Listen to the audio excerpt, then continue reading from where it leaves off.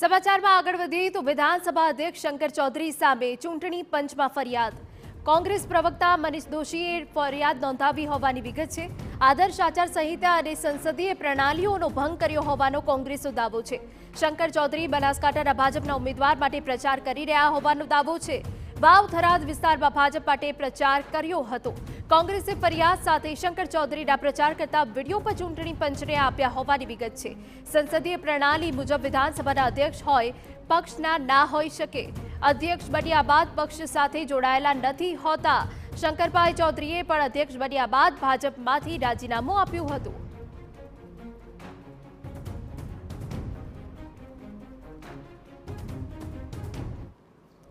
તો સમગ્ર મુદ્દાને લઈ અમારા સંવાદદાતા નરેન્દ્ર રાઠોડ જોડાઈ ગયા છે, જેમની પાસેથી વિગતો મેળવીએ। નરેન્દ્ર, તમારી પાસેથી જાણવા માંગીશું, મનીષ દોશીએ આરોપ મૂક્યા છે અને એક આચાર સંહિતાનો ભંગ થયો છે, શું વિગતો?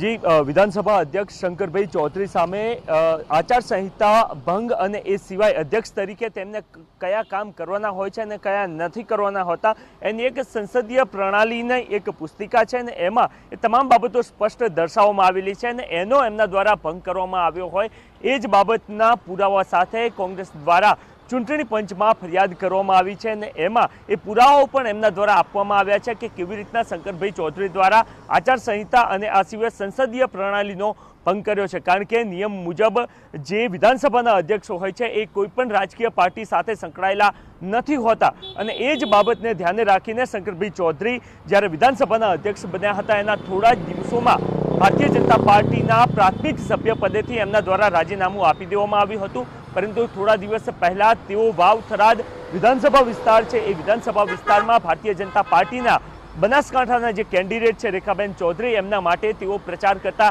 જોવા મળ્યા હતા અને એ વિડીયોમાં તેઓ સ્પષ્ટ કરી રહ્યા હતા અથવા તો કહી રહ્યા હતા કે એમને એટલે કે મતદાતાઓએ ભારતીય જનતા પાર્ટીને મત આપવો હતો, તો એ મત આપવાની અપીલ કરતા જોવા મળ્યા હતા અને આ જ બાબતને પુરાવા તરીકે કોંગ્રેસ દ્વારા તમારી પાસે વિગત લેતા રહીશું। કોંગ્રેસ નેતા મનીષ દોશી આપણી સાથે જોડાઈ ગયા છે। મનીષભાઈ, સીધો આરોપ અને તમે ચૂંટણી પંચમાં ફરિયાદ કરી છે શંકર ચૌધરી પર।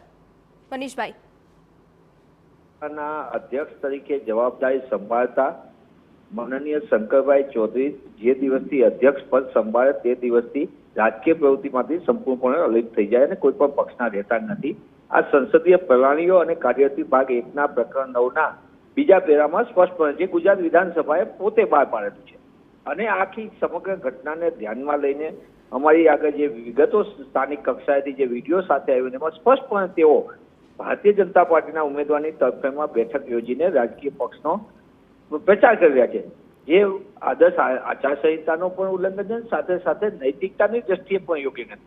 આદર્શ આચાર સંહિતા તો લાગે જ છે કે રાજકીય પક્ષના પ્રચાર બાબતે જે આપણી સંપૂર્ણપણે સંસદીય પ્રણાલી પણ સાથે સાથે નૈતિકતાની બાબત પણ આવે છે કે જ્યારે તમે રાજકીય પ્રવૃત્તિથી અલિપ્ત થઈને એક તટસ્થ વ્યક્તિ તરીકે હો છો ત્યારે સંસદીય પ્રણાલી અને કાર્યવાહી ભાગ 1ના પ્રકરણ 9માં પણ જે સ્પષ્ટપણે ઉલ્લેખ છે ત્યારે માનનીય અધ્યક્ષશ્રીએ પોતાની આ બાબતની ગંભીરતાથી ધ્યાન રાખી નૈતિકતાની દ્રષ્ટિએ પણ એમને દૂર રહેવું જોઈએ, પણ દુઃખ સાથે કહેવું પડે કે તેઓ આ બાબતની દૂર રહેવાને બદલે વધુ મજબૂતીથી જે રીતે પ્રચાર કરતા સામે આવ્યા છે એ ઉલ્લંઘનની દ્રષ્ટિએ અમે ભારતીય ચૂંટણી પંચની અંદર આની લેખિતમાં ફરિયાદ કરી છે। હું આશા રાખું છું કે ભારતીય ચૂંટણી પંચ પણ કાયદાકીય જે એમને પગલાં લેવાના થાય એ થાય અને સાથે સાથે માનનીય અધ્યક્ષ ગુજરાત વિધાનસભાના શ્રી શંકરભાઈ ચૌધરી પણ નૈતિકતાની દ્રષ્ટિએ પોતે આવી પ્રકારની જે રાજકીય પ્રવૃત્તિ છે તેનાથી દૂર રહે એ આવકારદાયક બાબત છે। બિલકુલ, આભાર મનીષભાઈ અમારી સાથે વાત કરવા મુજબ। તો જે રીતે સંસદીય પ્રણાલીઓ મુજબ વિધાનસભાના અધ્યક્ષ હોઈ શકે પક્ષના ના હોઈ શકે, અમારા સંવાદદાતા નરેન્દ્ર રાઠોડ સતત જોડાયેલા છે। નરેન્દ્ર, જે રીતે મનીષ દોશી સીધું કહી રહ્યા છે કે અધ્યક્ષ બન્યા બાદ પક્ષ સાથે જોડાયેલા નથી હોતા,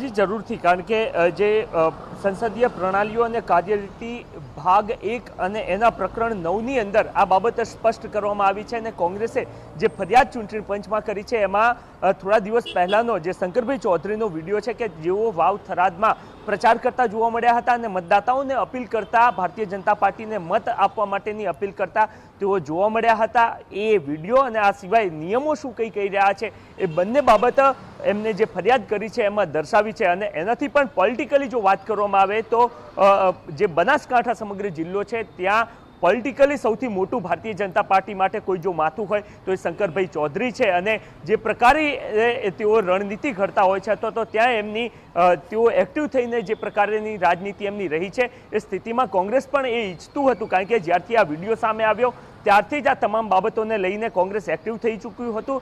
અને ત્યારથી જે બાબત સ્પષ્ટ હતી કે આગામી થોડા દિવસોમાં કોંગ્રેસ આ અંગે ચૂંટણી પંચમાં પણ જશે અને આ ફરિયાદ કરવાથી આગામી સમયમાં જે જાહેર જીવનમાં એક્ટિવ રીતના ભારતીય જનતા પાર્ટી માટે તેઓ કામ કરતા જોવા મળી રહ્યા છે એ બંધ થાય તો પણ કોંગ્રેસ માટે એક પોલિટિકલ એજ એ પર્ટિક્યુલર વિસ્તાર માટે મળતી જોવા મળી શકે. અને એ જ બાબતને ધ્યાનમાં રાખીને કોંગ્રેસ દ્વારા ચૂંટણી પંચમાં આ ફરિયાદ કરવામાં આવી છે. જી બિલકુલ, આભાર નરેન્દ્ર સમગ્ર વિગતો બદલ. તો કોંગ્રેસે ફરિયાદ સાથે શંકર ચૌધરીના પ્રચાર કરતા વિડીયો પણ ચૂંટણી પંચને આપ્યા હોવાની વિગત.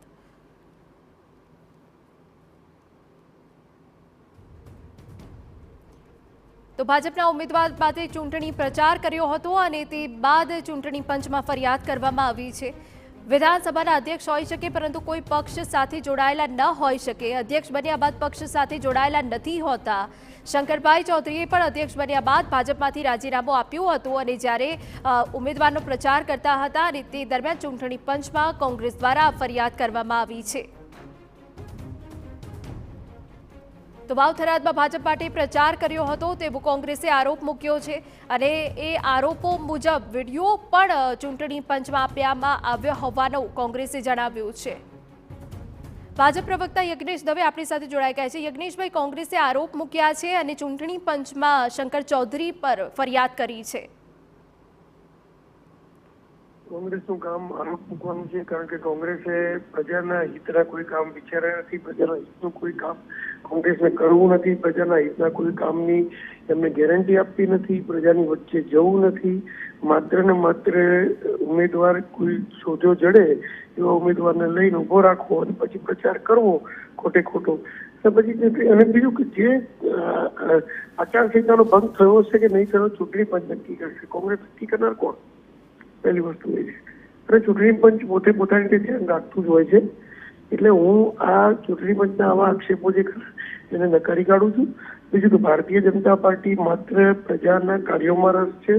ભારતીય જનતા પાર્ટીને પ્રજાના જે જરૂરિયાતો છે એ જરૂરિયાતોને સંતોષવામાં રસ છે.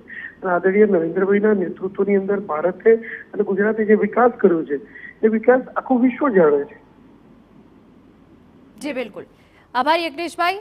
તો જે રીતે સંસદીય પ્રણાલીઓ મુજબ વિધાનસભાના અધ્યક્ષ હોઈ શકે, પક્ષના ના હોઈ શકે તેવી વાત અહીંયા કોંગ્રેસ કરી રહ્યું છે. બીજી તરફ ચૂંટણી પંચમાં સમગ્ર મુદ્દાને લઈને ફરિયાદ પણ કરવામાં આવી.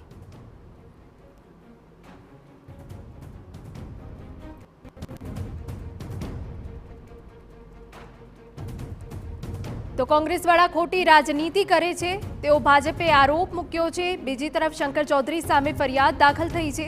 આચારસંહિતા ભંગ છે કે નહીં તે ચૂંટણી પંચ નક્કી કરશે તેવું ભાજપ દ્વારા કહેવામાં આવ્યું છે.